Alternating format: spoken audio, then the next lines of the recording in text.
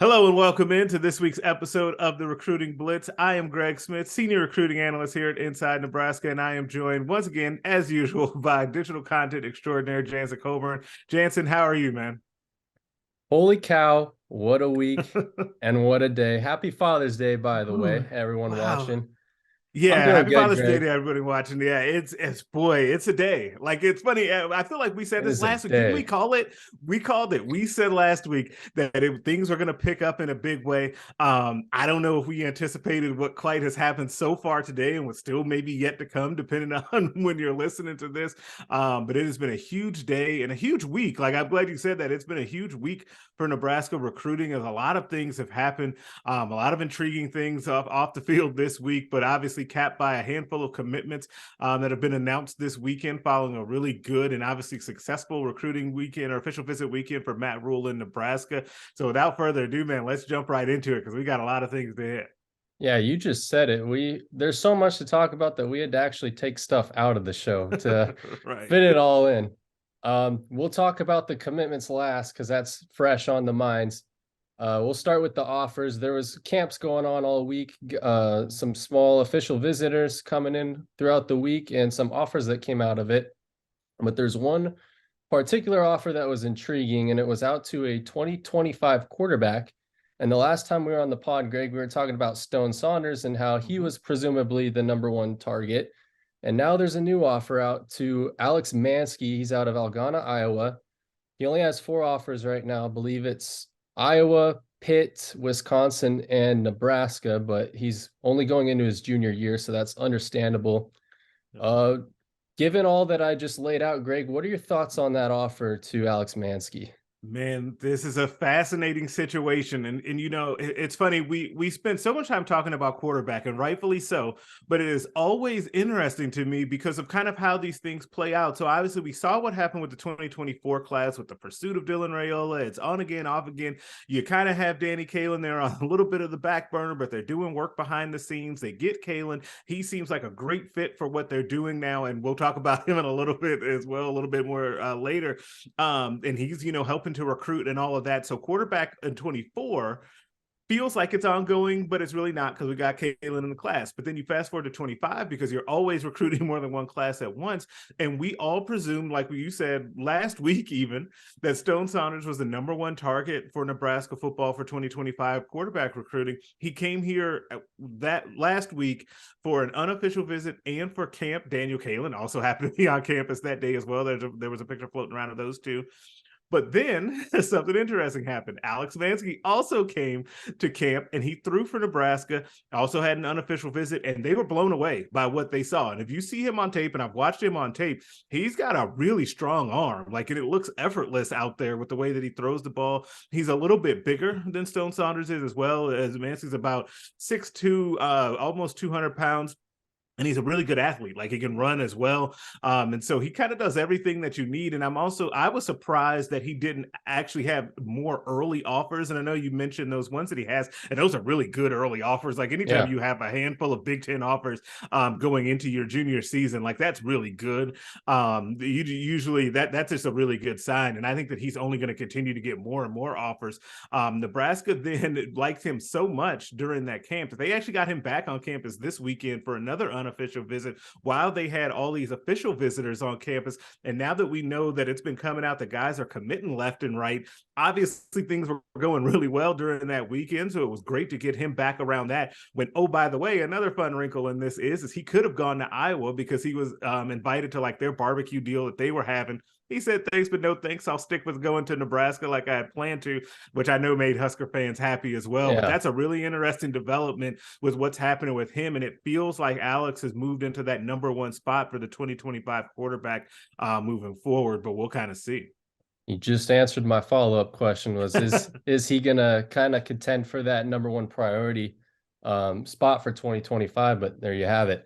And there's and real quick too, one thing, there's so much happening with this one that I forgot this, and why this is even more important is there's another priority target for 2025, Jack Limbaugh, who's a strong side defensive end out of the same high school as Alex. And Alex actually told me earlier this week that Jack and his dad came to Nebraska to watch him throw in that camp just to support him. They're very close. So it seems like one of those is getting one of them would help with the other, and that's a big deal as well. Yeah, absolutely. One of the names you just mentioned, we talked about plenty of times for good reason. Daniel KAELIN, another quarterback. He was out at the Elite 11. I think there's 25 invitees, and only 11 obviously are named to the official Elite 11 group. And Daniel KAELIN was named as part of that group. He had a strong showing. I believe he won the accuracy contest. So taking all of that in, Greg, what is your thoughts and reactions to all of that news? And a follow-up to that is he now going to be in the conversation for possible ratings bump, just given the star-studded list of names there? He's an elite company. Oh, he's definitely in the elite company. I think I'll answer the first part first. My thoughts on what he did out there, and he really did show well for himself out there. I know, talking to him going out there, he was really excited to be able to go out to California and show what he could do, because he thinks, and I think now rightfully so, and he proved it, that he's one of the better quarterbacks in the country. And he got to show that in front of everybody, right? I think that winning that accuracy challenge, I think, is a really fun kind of subplot to all of this, because, you know, it's fun to go to those things, and we got a lot of reports about who has the biggest arm and all of that. And you got to see some of those guys. You know, Dylan was one of them. DJ Lagway also had as a guy that's got a really big arm. Julian Sayin, the kid that's committed to Alabama, is another one of those kids. But I would say in college football today, if you have a really accurate arm, you could do just as well, if not better in some cases, if you're a very accurate passer, right? Especially if you got talent around you and you got some speed on the outside too. So I think that that actually showed me even more that KAELIN is well suited for what Matt Rule and the staff are trying to do offensively. And I think that it was a big deal for him to go out there and show and prove that he's one of the top 11 quarterbacks in the country. Now, is he in line or in the discussion for a ratings bump? Yes. I think that the short answer to that is yes. I hesitate again to say this. I was on those calls the last time around with those rankings that just came out. Spoiler alert, I did not have a huge say in them because I just joined the national side of things. I'll be more in them in August.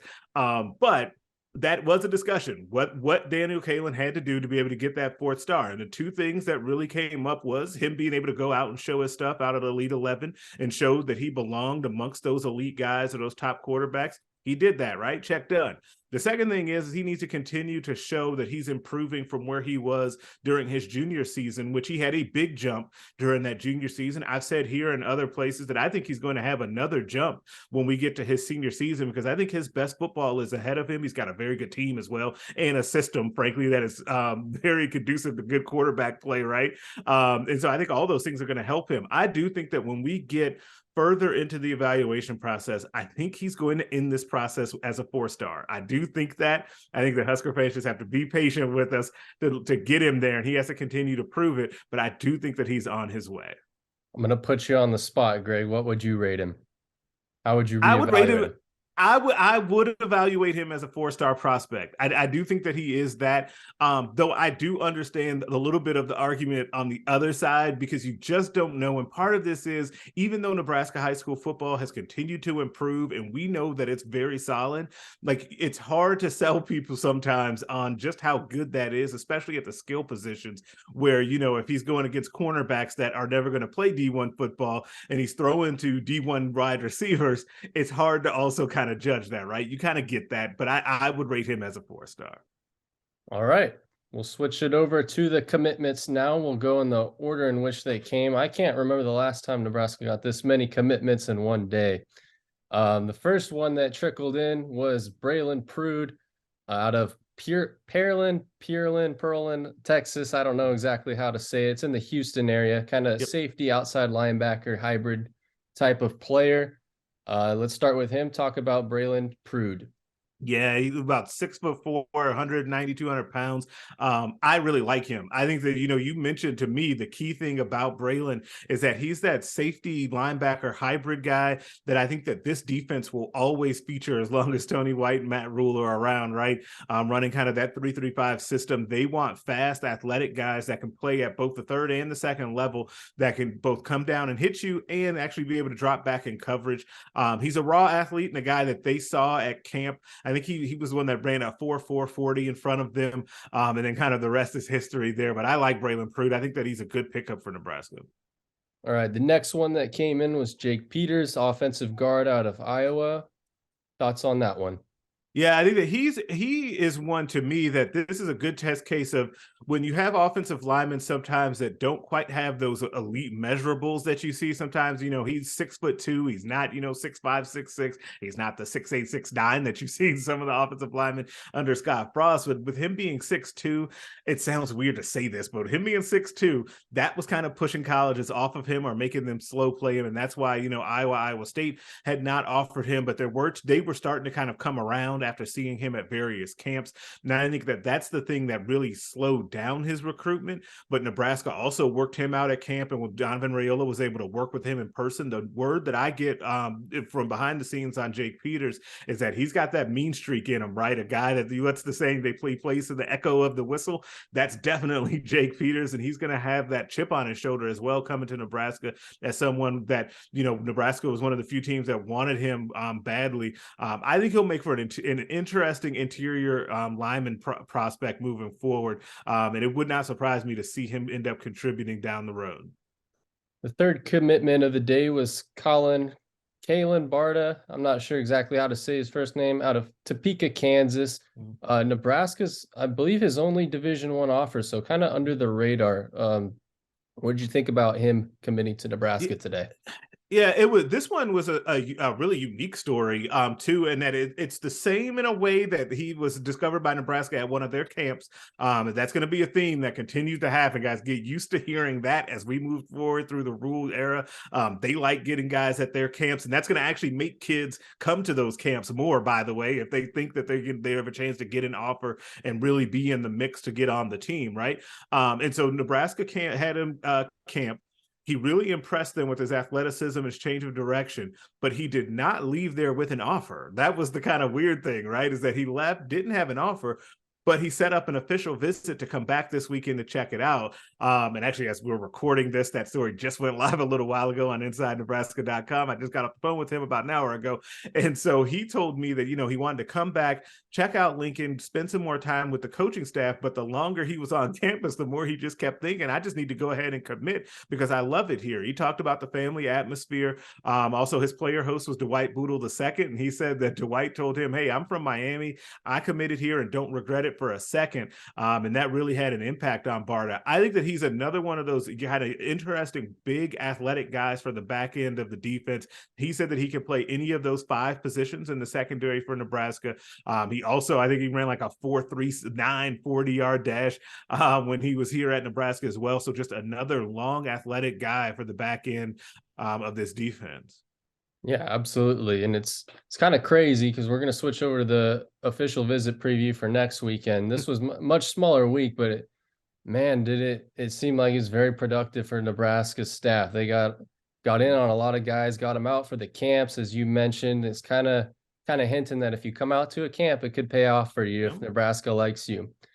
All right, the official visit next weekend is probably the biggest one they've had since back in, that would have been March, when Dylan Raiola and many other star-studded players came through Lincoln.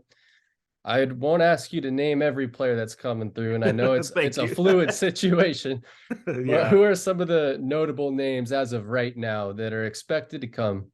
Yeah, I think you have to start it with Carter Nelson, the 4-star tight end out of Ainsworth. He's expected to make his official visit and then kind of go into decision mode after that. So this is a huge deal for Nebraska to have him on campus again and have them be the last swing here in his recruitment. As we've kind of seen, what things have kind of swung a little bit around with his recruitment. Is I think when we started the official visit season, I really do think that Nebraska was the team to beat. Then he goes out to Georgia. I've got a future cast out there. I know Husker fans for for Georgia right now. I'm still holding on to that for now, but we'll see. He's got Notre Dame, who's also kind of in the mix. He's at Penn State this weekend. You haven't really heard a lot about that so far. And then he'll be back in Nebraska. The other big thing about that is that Daniel KAELIN will take his official visit. It feels like he's here all the time, and he is, but he's taking his official visit this coming weekend as well to be around Carter and others to be able to help. One of those others being Grant Brix, a really good offensive lineman prospect that a lot of teams like. I think Nebraska is battling Oklahoma there,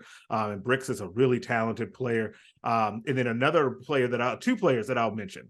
One, another offensive lineman, Cohen Eccles, who's been a real fast riser here over the last month or two out of Texas. Just took a Texas A&M official visit. I think he took Texas Tech as well. And then maybe my favorite running back of the group, Keywan Lacey, running back out of Texas, is also scheduled to be in. But like you said and alluded to, it is a fluid situation. I know that there are names that are going to pop up. There are some that are going to drop off, hopefully not the ones that I've mentioned, because those are important guys. And we'll kind of see from there. But it'll be a huge weekend next weekend. And to the subscriber who wanted to hear about the offensive line visitors, I hope you're happy. There's finally some O-linemen taking official visits. All right, Greg, one more question. It's about Carter Nelson again, and it's a Q&A question. A couple people asked about this in the comments. And once again, thank you guys for your questions in the comments. As always, you can leave comments and questions, and we'll do our best to answer those in the future. The gist of it was, should Nebraska be concerned about Notre Dame now? I know Nebraska is presumably in a dogfight, no pun intended, with Georgia. Should they now be concerned about Notre Dame factoring in? I think everyone should be concerned about Notre Dame factoring in if you're after Carter Nelson, because that's always been a team that has been in the hunt for him, right? And I think that you can totally understand why that's been the situation. They have a really good track record with tight ends. They're still in the Midwest, so it kind of makes a little bit more sense geography-wise. And people just really like Notre Dame. It's one of those things where either it's funny, we talk to Husker fans about it, because they don't have any love lost to Notre Dame, so they don't understand kind of the appeal. But there are a lot of kids out there that just love that school, right? You go there, all the prestige, the academic history is also a big thing with them as well. So no, I think Notre Dame is definitely a threat in this mix, and we should not be writing them off by any stretch of the imagination. I think that ultimately this is a Georgia, Notre Dame, Nebraska battle. And it also is I don't think it's also a coincidence that each team that hosts him last seems to get a nice little bump, as I think that and this happens all the time, where the kids go on these visits, and whoever that last school was that they visited, it feels like they're the new leader because you've just seen them, and the visit high is real. Like, there's a reason why we say that. So maybe that'll bode well for Nebraska getting that final visit. We'll see. And I'll just throw in that Notre Dame's done a pretty good job of recruiting the state of Nebraska, going back to even Nick Henrich. I know he heavily considered going to Notre Dame, and then Xavier Watts, and now Rizak is a Notre Dame commitment. So they've done a good job. So I would be concerned if I were Nebraska.